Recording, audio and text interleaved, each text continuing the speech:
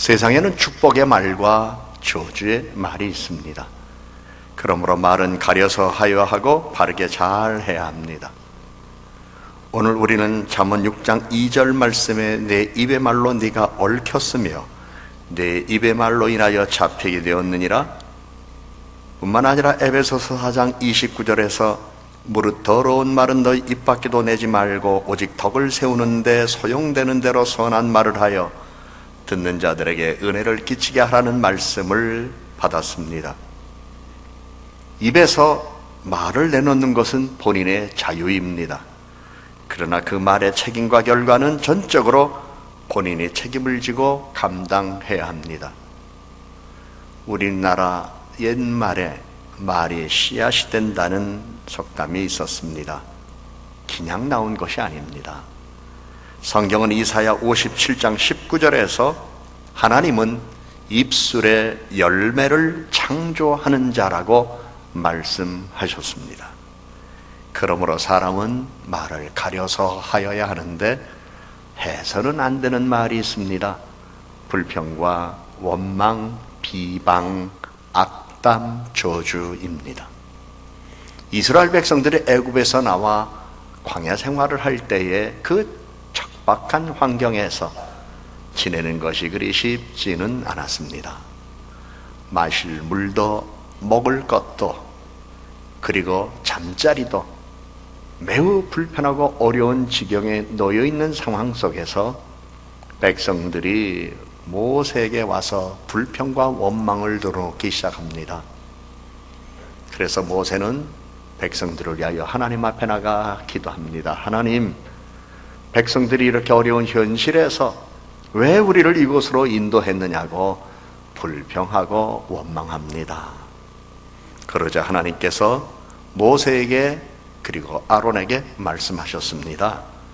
이 악한 백성이 언제까지 나에게 불평할 것이냐?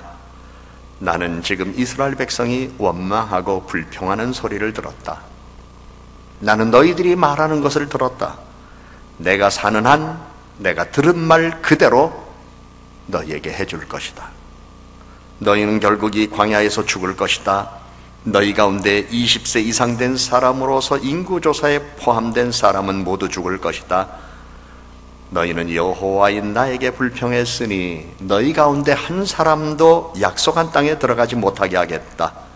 오직 갈렙과 여호수아만 들어갈 수 있을 것이다 라는 말씀을 주셨습니다. 우리는 이렇게 쉽게 읽을 수 있는 말이지만 광야에서 이 말씀을 들은 모세와 아론은 매우 무서운 말을 들은 것입니다.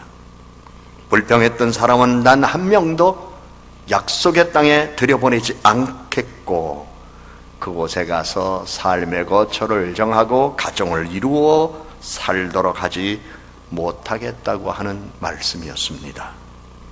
이는 무서운 선언이었고 저주였습니다. 쉽게 불평하고 쉽게 원망하고 남의 탓하며 사는 사람들 치고 잘 되는 사람 없습니다. 그래서 성경은 항상 우리들에게 범사에 감사하라 그리고 늘 기뻐하라고 우리들에게 말씀합니다. 기뻐할 수 있는 걸 기뻐하는 건 누구나 할 수 있습니다. 감사할 수 있는 좋은 여건과 조건 하에서는 누구나 다 감사할 수 있습니다. 감사하기 어려운 걸 감사하는 것, 기쁨보다는 내 마음의 슬픔과 서글픔을 가져다 주는 일들이 있는 상황에서 기뻐하는 것, 그것이 신앙인과 신앙인이 아닌 이들과의 차이입니다. 하나님의 자녀와 세상의 자녀와의 차이입니다. 그래서 하나님께서는 이스라엘 백성들을 애굽에서 광야로 인도하시며 약속의 땅에 들여보내기 전에 말씀하신 것이었고 그들의 불평과 원망에 대하여 엄한 징계를 내리셔서 가나안 땅에 들어가는 사람들이 그것에서 교훈을 삼아서 언제나 감사와 기쁨으로 하나님을 의지하고 살아가도록 하신 일이었습니다. 성경은 잠언 4장 24절에 구부러진 말을 내 입에서 버리며 삐뚤어진 말을 내 입술에서 멀리하라고 하셨습니다. 말도 고준 말이 있고 구부러진 말이 있습니다. 말도 올곧은 말이 있고 바른 말이 있고 삐뚤어진 말이 있습니다. 구부러진 말과 삐뚤어진 말은 거짓입니다. 남에게 해를 주는 겁니다. 좋은 일 있음에도 불구하고 좋은 일은 잊어버리고 불평하고 원망만 하는 겁니다. 감사할 수 있는 것임에도 불구하고 감사는 잊어버리고 불평하고 비방하는 것입니다. 이런 일을 버리라, 멀리하라고 말씀했습니다. 잠언 6장 2절에는 내 입의 말로 네가 얽혔으며 내 입의 말로 잡히게 되었느니라 말씀하고 있습니다. 사람은 자기가 하는 말대로 된다는 말씀이기도 합니다. 그래서 남에게 하는 말도 바르게 잘 해야 할 것입니다. 남의 험담을 하지 마세요. 그리고 비방하지 마세요. 알지도 못하면서 다 아는 척하면서 남을 폄하하지 마세요. 그 사람의 입장에서 그럴 수밖에 있었다는 사실을 이해하고 칭찬하고 격려하세요. 실상 자기가 일을 맡아서 하면 그렇게도 하지 못하면서 웬 비방 험담이 그렇게 많은 세상인지. 성경은 자기 입의 열매 그리고 자기 하는 말에 올무가 있다는 것을 우리에게 교훈했습니다.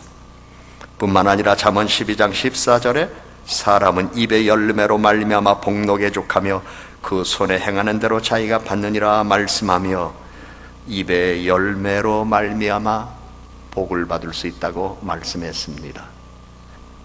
성경은 우리에게 이렇게 말씀하고 있어요. 내 입의 말로 네가 얽혔으며 내 입의 말로 인하여 잡히게 되었느니라. 말로 얽힌 인생 살지 말고 얽힌 인생을 말로 풀어가는 인생이 되어야 되지 않겠습니까? 말 올무에 걸리지 않도록 우리는 조심하고 올무에 걸릴 일이 있을 때에 지혜로운 말로 풀어가야 되지 않겠습니까?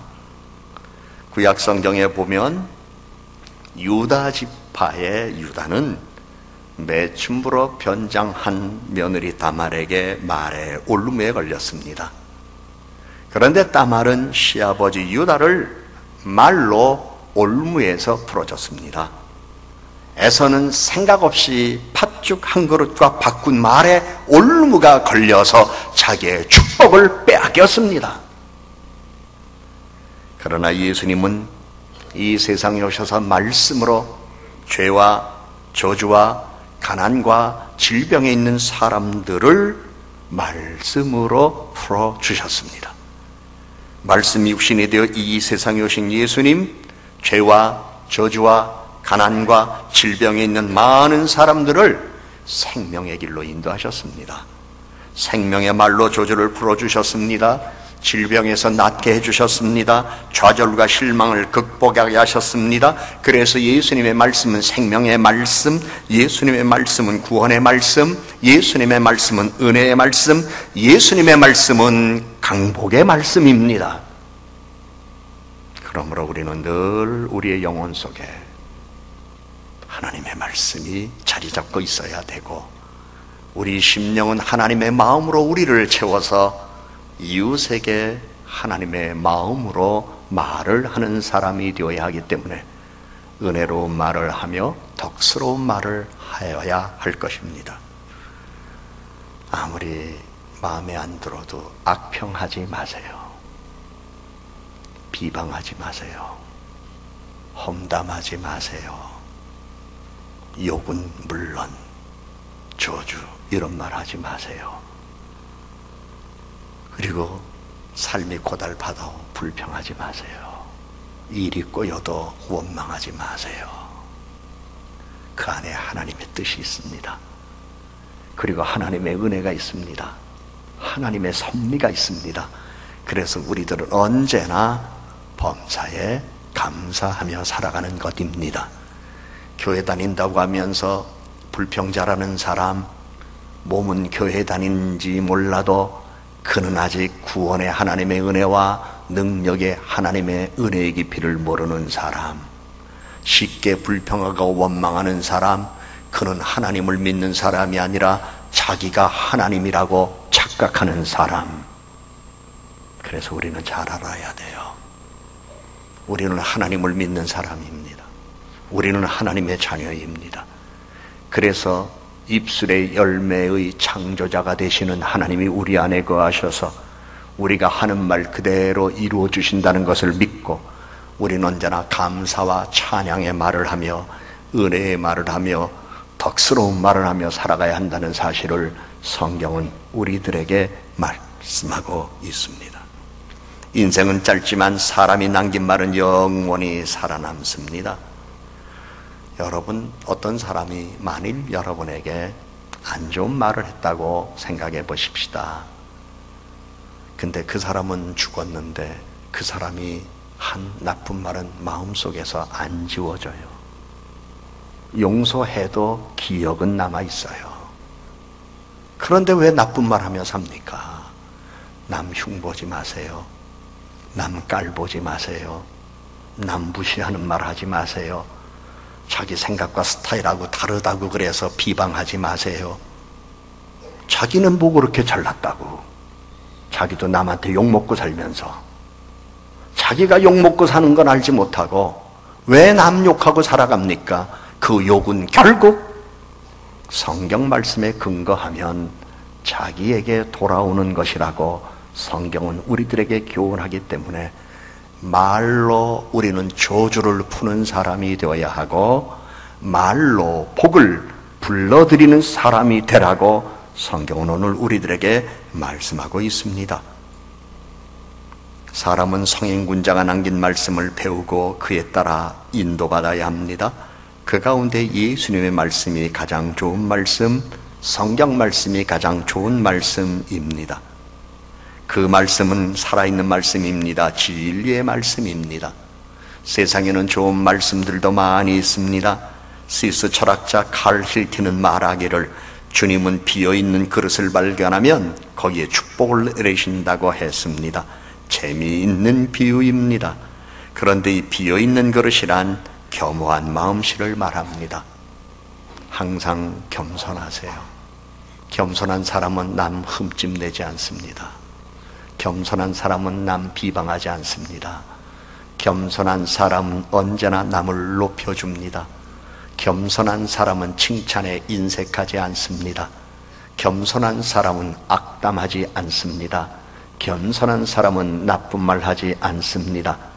교만한 사람들이 그런 일들을 잘합니다. 교만한 사람들이 그런 말들을 잘합니다. 하나님이 가장 싫어한 것 교만입니다. 그래서 성경은 교만은 망하는 지름길이라고 했습니다. 패망, 선봉, 앞잡이라고 말했습니다. 그러니까 우리는 알아요. 흥하려면 겸손하고 망하려면 교만하라. 겸손한 사람은 절대 남에게 나쁜 말 하지 않아요. 교만한 사람이 나쁜 말 해요. 우리 부모들도 부모가 겸손하면 자녀들을 존중히 여기는데 부모라는 이름으로 교만하면 막말합니다. 부부 사이에서도 남편이 겸손하면 아내에게 함부로 대하지 않습니다. 존중히 여겨줍니다. 교만하면 종처럼 부리려고 합니다. 여러분, 겸손하세요. 신앙생활의 가장 아름다운 미덕은 겸손입니다. 그리고 세상에서 복을 받는 것도 겸손입니다. 인정받는 것도 교만입니다. 교만은 하나님도 싫어하지만 사람도 싫어합니다. 직장에서도 승진하는 사람, 교만한 사람은 승진을 잘 안 시켜줍니다. 겸손한 사람을 높여줍니다. 교회에서도 칭찬받는 사람, 일 많이 하는 사람이 아니라 겸손한 사람입니다. 일 많이 하고 교만한 사람은 건방진 사람이라는 딱지가 붙어 다녀서 사람들이 별로 가까이 하기 원하지 않습니다. 세상은 겸손한 사람을 좋아하고 하나님 겸손한 사람 좋아합니다. 그러므로 우리는 겸손으로 우리의 마음의 그릇을 비우고 그 비어있는 그 그릇 안에 하나님의 말씀, 예수 그리스도의 말씀이 가득 채워져서 이웃들에게 은혜로운 말을 하고 덕을 끼치는 말을 하면 얼마나 이 세상 좋아지는 세상이 될 수 있겠습니까? 그런 하나님은 이 세상을 좋은 세상으로 만드는 이유가 있습니다. 우리 모두가 평안하게 은혜 가운데 잘 살도록 하기 위함입니다. 그러므로 내가 잘 되기를 원하고 내가 잘 살기를 원한다면 나쁜 말 하지 마세요. 아주 오래전 얘기입니다. 저를 무척이나 사랑해주고 아껴주셨던 선배 목사님께서 어제 하나님 나라로 가셨기에 빈소를 다녀오면서 옛 일을 생각해 봤습니다. 제가 전도사 시절에 막 힘들게 어렵게 그 살아가는 삶의 자리에서 사역했을 때 이분은 제가 그분을 뵙기만 했을 때마다 사랑을 베풀어 주셨고 순간순간 그 위기를 벗어나도록 경제적으로 힘도 되어 주셨던 분이셨습니다. 그런데 그때의 그 당시에 비슷한 여건에서 개척했던 사람이 나만 있었던 것 아니었습니다. 나하고 비슷한 시기에 비슷한 여건에서 저보다는 조금 나은 조건에서 개척한 분도 계셨지만 그분 역시 선배들의 도움이 필요했습니다. 그런데 이 선배 목사님이 늘 저를 아껴주고 저에게 사랑을 베풀어 주니까 이분이 조금 못마땅해서 한번 그분을 찾아갔습니다. 목사님, 왜 허전도사만 저렇게 사랑해주고 허전도사만 도와주십니까? 도와주려면 골고루 도와주셔야지요. 그랬더니 어제 하나님 나라 가신 그 목사님이 벌써 세월이 30여 년 전 얘기입니다만 그렇게 말씀하셨어요. 허전도사는 자네보다 더 나쁜 환경에서도 감사하면서 늘 고마움만 가지고 기쁜 얼굴로 사역을 감당하더라. 작은 것을 베풀어줘도 그 고마움을 잊지 않고 그래서 거기에 감동이 돼서 내가 도와주며 내 것 가지고 내가 도와주는데 왜 네가 참견이냐? 그리고 그분은 그 두 분 도움 못 받았어요. 이후 못 받았어요. 저는 그때 제가 그 말 듣고 깨달았어요. 아니 베푸는 사람이 그건 베푸는 사람 마음이지 불평한다고 그게 내게 오나요? 그 베품을 내가 받을 수 있도록 좋은 삶의 태도를 보이는 게 중요한 거지. 저는 그때 깨달았어요. 범사에 감사하라. 범사에 나쁜 말 하지 마세요. 속상해도 나쁜 말 하지 마세요. 기분 나빠도 나쁜 말 하지 마세요. 우리는 너무 쉽게 나쁜 말 잘해요. 돈 안 든다고. 너무나 나쁜 말을 잘해요. 아이들한테도 나쁜 말 함부로 해요. 부모가 부부 사이에도 나쁜 말 막 해요. 더더욱이 어떤 관계에 얽혀서 자기 마음에 조금만 마땅치 않으면 쉽게 그런 말 하지 마세요. 성경이 오늘 우리에게 어떤 말씀을 주셨습니까? 여러분 주보에도 게재되어 있는데 이 말씀 주보에 있는 거 잘라서 수첩에 좀 넣어가지고 다니세요. 성경이 우리에게 뭐라고 말합니까? 내 입의 말로 네가 얽힌다. 너 욕하면 그 욕이 너에게 돌아가고 네가 원망하면 그 원망 너에게 돌아가고 네가 남에게 좋은 말 해주면 그 좋은 말이 너에게 돌아가고 말에 얽혀요. 그런 인생 살지 마세요. 혹시라도 오늘 내 삶의 자리에 꼬인 일이 있거나 안 좋은 일이 있어서 야 이거 좀 풀어줘야 할 텐데 하나님이여 이 어려움을 좀 풀어주소서 이렇게 매달려 기도하는 분이 있다면 심보부터 고치세요. 말씨부터 고치세요. 성경이 우리에게 말씀했습니다. 더러운 말은 너희 입 밖에도 내지 말라. 덕을 세우는데 소용되는 대로 선한 말하여 듣는 자들에게 은혜를 끼치게 하라고 말씀했습니다. 희망의 수준이 낮은 사람은 자연히 낮은 인격밖에 갖지 못하고 훌륭한 인격을 바랄 수 없습니다. 그래서 우리들이 자기 자신을 훌륭하게 만들기 위해서는 높은 수준의 희망을 가져야 합니다. 무엇보다도 높은 희망, 커다란 희망을 가져야 합니다. 희망이 없는 인생은 죽음과 같습니다. 그런데 높은 희망, 커다란 희망 가운데 하나가 좋은 말, 은혜로운 말, 덕스러운 말을 하며 살아야 되겠다는 희망입니다. 이유가 있습니다. 말대로 됩니다. 저는 성경을 한두 번 읽은 사람이 아닙니다. 수십 년 전부터, 어려서부터 성경을 읽었습니다. 그런데 저는 그 성경 말씀 가운데에 이사야 57장 19절의 말씀을 몇십 년 만에 제 눈을 다시 씻으면서 봤어요. 거기에 하나님이 입술의 열매를 창조하는 자라고 기록된 이 말씀을 몇십 년 만에 처음 보면서 눈이 열렸어요. 입술의 열매를 창조하는 자, 다시 말하면 내가 말하는 대로 맺어주시는 하나님. 찬양을 하면 찬양하는 기쁨의 삶을 내게 주시고, 감사의 말을 하면 감사의 열매를 내게 주시고, 은혜로운 말을 하면 내가 은혜롭게 살도록 길잡이가 되어주시고, 내가 덕스러운 말을 하면 나를 높여주시는 하나님. 저는 어려서부터 성경을 읽었는데 이 말씀이 이번 주 중에 처음 봤어요. 입술의 열매를 창조하는 자. 하나님이 무서워요. 하나님이 두려워요. 하나님이 어떤 분인가를 알게 됐어요.